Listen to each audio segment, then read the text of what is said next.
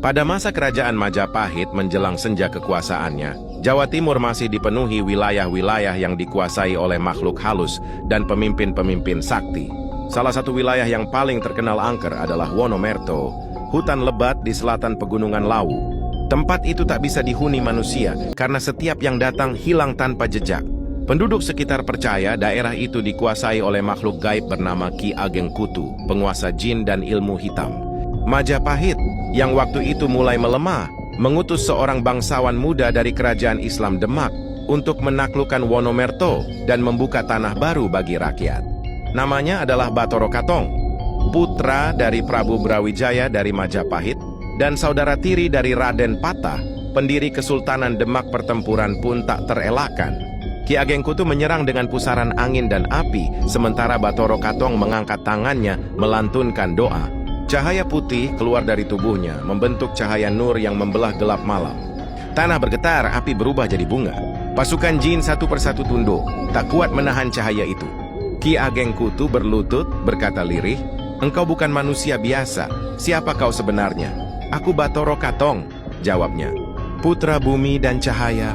Aku datang bukan untuk menghancurkanmu, tapi untuk menuntunmu kembali ke jalan suci." Ki Ageng Kutu menunduk lalu bersumpah setia kepada Bathara Katong. Sejak itu, bangsa jin menjadi penjaga wilayah tersebut, bukan penguasa yang menakutkan.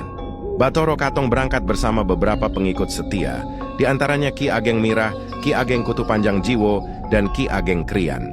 Mereka berjalan berhari-hari menyusuri hutan yang penuh kabut. Setiap malam terdengar suara gamelan dari dalam hutan, bukan dari manusia, tapi dari bangsa jin yang sedang berpesta. Di malam ke-40 Bathara Katong bersemedi di bawah pohon besar. Dalam keheningan suara halus terdengar dari angin, "Jika kau ingin menguasai tanah ini, jangan lawan dengan amarah. Tangkap dengan cahaya dan doa." Keesokan harinya kabut turun pekat. Tiba-tiba muncul Ki Ageng Kutu, tubuhnya besar, bermata merah, dengan pasukan jin di belakangnya. Ia berkata dengan suara menggelegar, "Manusia dari Majapahit, tanah ini bukan untukmu. Pergilah sebelum malam memakanmu." Namun Bathara Katong berdiri tegak. "Aku datang bukan untuk berperang, tapi untuk menyinari tanah ini dengan kebenaran." Setelah wilayah Wonomerto aman, Bathara Katong membuka tanah dan membangun pemukiman baru. Ia menamai tempat itu Ponorogo, yang berasal dari kata Pramana Raga, artinya cahaya kehidupan yang menerangi raga manusia. Dalam bahasa rakyat, Pramana Raga berubah menjadi Ponorogo. Nama itu melambangkan perpaduan antara kekuatan dunia dan dunia gaib yang kini hidup berdampingan.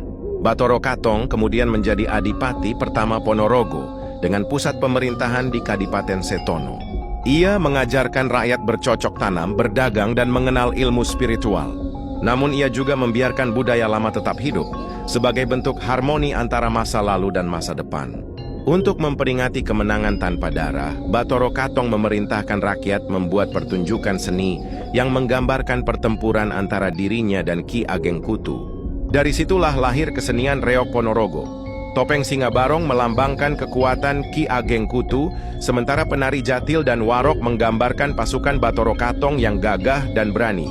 Kesenian itu bukan sekadar hiburan, tapi doa dan simbol bahwa kegelapan bisa ditundukkan oleh cahaya. Menjelang akhir hidupnya, Bathara Katong berpesan kepada murid-muridnya, "Janganlah melawan kegelapan dengan kebencian, tapi dengan cahaya yang menuntun." Karena Ponorogo bukan tanah kemenangan, tapi tanah pencerahan. Setelah wafat, jasadnya dimakamkan di Setono, dan rakyat setiap tahun melakukan ziarah untuk menghormatinya. Mereka percaya, selama semangat Bathara Katong dijaga, Ponorogo akan selalu damai dan penuh berkah. Ponorogo lahir dari doa, bukan darah, dari cahaya yang menaklukkan gelap, dan dari manusia yang mengubah kutukan menjadi kehidupan.